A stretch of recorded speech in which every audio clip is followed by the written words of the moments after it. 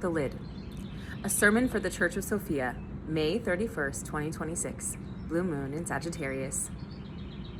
Tonight, the sky is doing something rare.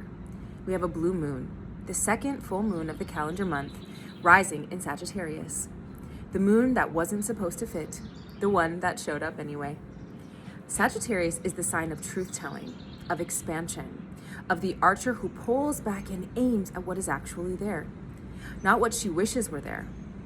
Tonight, the moon harmonizes with Pluto, the planet of what has been buried and what must eventually surface, and with Saturn, the planet of what is real and what endures when everything else false has fallen away. And she sits at a trine with Neptune's spiritual waters. The imagination, the dreaming, the capacity to see what others cannot yet see. The sky tonight is saying, the truth that wasn't supposed to fit inside the story is full and illuminated, and it is time. So let's talk about the lid. There's a kind of labor that patriarchy never puts on the books. It doesn't show up in the economy.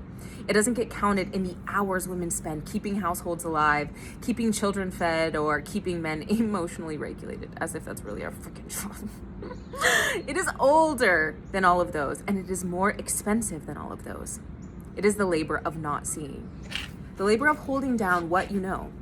And we have a name for it here. We call it the lid. The lid is not passive. Do not mistake it for passivity. The woman who becomes the lid is working. She is working constantly, spending enormous spiritual and emotional energy holding something down so it cannot surface. She has convinced herself first. She has to. That is the architecture of it. You cannot hold down what you know without first performing the not knowing on yourself. And the cruelest part of the lid is that the woman who becomes it often does not know she's doing it. She thinks she's protecting her family. She thinks she is keeping the peace. She thinks she's being a good woman, a loyal woman, a faithful woman. She is not. She is being the lid. And the question the doctrine of the broken cycle asks us to sit with, the question Sophia presses into the body before the mind can rationalize it away, is what is underneath the lid? The answer is always the same. It is always the children. The ancient world had a name for this structure. It's called the Moloch. Moloch was a god, or rather, Moloch was a system that got called God, the way systems always get called God, when the people inside them need to believe they have no choice. The prophets, Isaiah, Jeremiah, and Ezekiel, were furious about Moloch, because what Moloch demanded, what the system required as the price of safety and belonging and prosperity, was the children. The parents were the ones who fed them in. That is the structure, not the ancient version, the one running right now in families everywhere. At every holiday table where a woman passes food to a man she knows caused harm and says nothing. The gathering is the ritual. The normalcy is the offering. The silence is the thing fed into the machine. And what lubricates it, what makes the lid possible to hold year after year, is alcohol. Is the booze, the wine mom culture that has been packaged and sold and made cute and relatable. This is the chemical infrastructure of the not seeing. You cannot maintain that level of not knowing sober. The drinking is not a side effect of the family system. It is load bearing. It is what makes the lid possible to hold.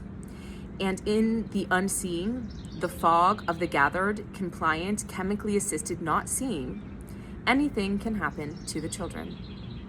And I want to say something about the women who become lids, not to excuse them, but to tell the whole truth. Many of them know. They know because it happened to them. This is the mechanism that makes the Moloch structure so durable across generations. If she is acknowledging what is happening to the children in front of her, she has to metabolize what happened to her. And that pain, unprocessed, unwitnessed, never named, is often too large to survive consciously. So the wall becomes self-protective at the deepest level, not protecting the perpetrator exactly, protecting herself from her own history. And the women who do this most effectively are often the ones who are most afraid, which means they are not evil, they are trapped. But the trapped people still cause harm. The lid still suffocates whatever is underneath of it. And here's what nobody tells you about the silence. Silence is not neutral. Silence is action, and it compounds. Every time a woman shows up at a table and says nothing, she makes a deposit. Not into a savings account, into debt, every silence is a vote. The votes accumulate into an identity. And at some point, she has been silent so many times that speaking would require her to account for every previous silence, and that accounting feels unsurvivable. So the silence becomes self-perpetuating. The debt gets so large that paying it feels impossible. So she just keeps adding to it instead. And she loses something each time. Not just her dignity in the abstract, something specific, some small knowing she has to override to stay at the table, some true thing she has to swallow to keep the peace. The debt becomes a cage. And the women who have been silent the longest are the ones with the most to lose from anyone speaking, because every word spoken is a mirror held up to the silence that they have chosen. That is why they come for the speaker. That is why the family closes ranks. That is why you lose almost everything when you name the truth. You are not just naming what one person did. You are holding up a mirror to every woman in the room who chose the lid. There's another reason why women stay, and it is not weakness, it is epistemology. If everyone you have ever known is inside of the same family system, that system does not look like a system. It just looks like reality, like life, just how we do things here. It's just human nature. It's just how things are. You cannot imagine what you have never seen evidence of. The cage doesn't feel like a cage if you have never been outside of it. And the system knows this. The system tells you loudly and constantly that community and safety require silence. That without the silence, you would be alone. That without the table, there's nowhere to go. But this is a lie. But the lie is very difficult to disprove from inside of the container. The rooted restoration tells us that the voice comes last. After the womb confirms, after the heart opens, after the pattern clarifies, after the connection lands in the body, then and only then does the voice carry full truth. The woman who finally speaks is not speaking from her head. She has known in her womb for years. The womb knew before the mind had language for it. The womb knew in the texture of the familiar, in the recognition that arrives not as thought but as memory. I have felt this before. I know what this is. That is Sophia's technology. This is how she moves, quietly through the body, planting the knowing before the mind is ready to hold it, planting the standard in the body before the mind has words. The speaking is not the beginning. The speaking is what happens when the womb knowing can no longer be held down. When the debt becomes unsurvivable, when something, sometimes a child, sometimes a threshold, sometimes just the accumulated years of swallowed truth, makes the lid impossible to maintain. And then she speaks, and everything falls out of her life. I will not lie to you about what that costs. It costs almost everything. It cost the family that told you it was the only family you had. It cost the community that told you it was the only community available. It cost relationships you believed were foundational. It cost for many women the only world they have ever known. And on the other side of that loss is the truth, and hundreds of women who have been waiting for you. And your own history finally landing in your body as yours, not as something that happened to you and unmade you, but as the ground you're standing on, as the reason you can see what others cannot, as the inheritance. The system took the community, then charged you silence to get it back. That was always the lie. The community was never at the table. It was out here, on the other side of naming, made of the women who chose the same terrifying door. And that is what the Church of Sophia is for. It is not just theology. It is proof. It is a room full of people who chose the truth over the table. Evidence embodied that it is survivable. And I know some of you are not there yet. Some of you are still at the table. Some of you are reading this from inside of the system, and the door feels impossible, and the debt feels unsurvivable, and you cannot picture what you would be walking towards. This is for you. You do not have to blow up your life today. You have to do 3 things. Step 1, name the debt. Not to punish yourself, not to perform guilt, but to see clearly. Where have you been the lid? One place, one gathering you kept showing up to, one thing you knew and didn't say, one child, yours or someone else's, you didn't ask the right question to. You don't have to act on it today. You just have to stop pretending you don't know what you know. Write it down. Say it out loud to yourself in the car. The naming is not the confession. The naming is the audit. You are looking at the books clearly, maybe for the first time. The debt stops compounding the moment you see it. It is the first act of reclamation. Step 2, make one different choice. Not all of them, one. You don't skip the holiday dinner and blow up the family system in a single afternoon.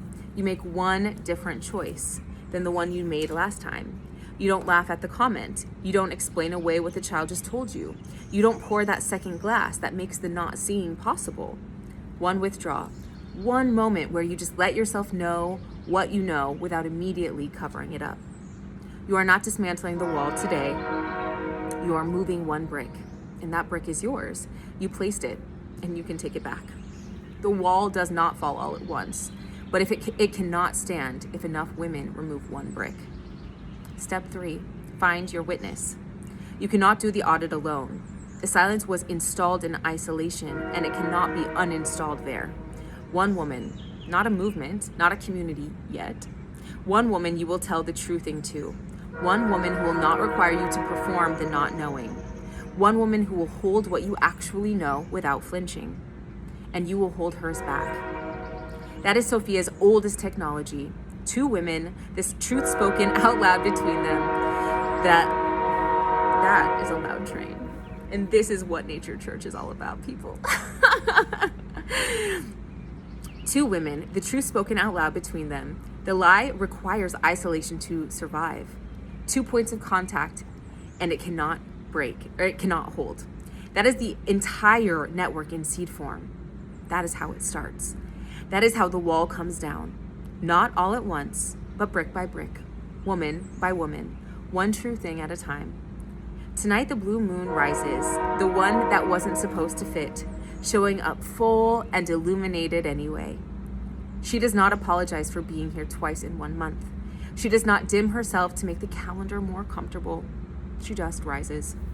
That is the image I want to leave you with, not the wall, not the lid. The moon that wasn't supposed to fit and came anyway, that lit up everything underneath her without asking permission. You are that moon. Your truth is carrying that moon.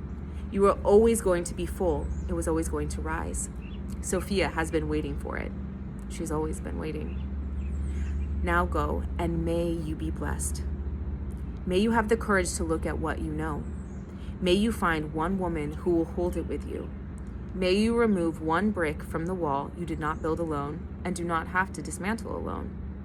May the voice that has been waiting in your womb find its way to your throat. May what falls away in the speaking be replaced by what was always true. May you know that on the other side of the naming, that you were never alone as they told you. May the blue moon light your way out. And may Sophia, who has been singing the psalm for 5,000 years, finally hear it sung back. Go in truth, go in body, go in her name.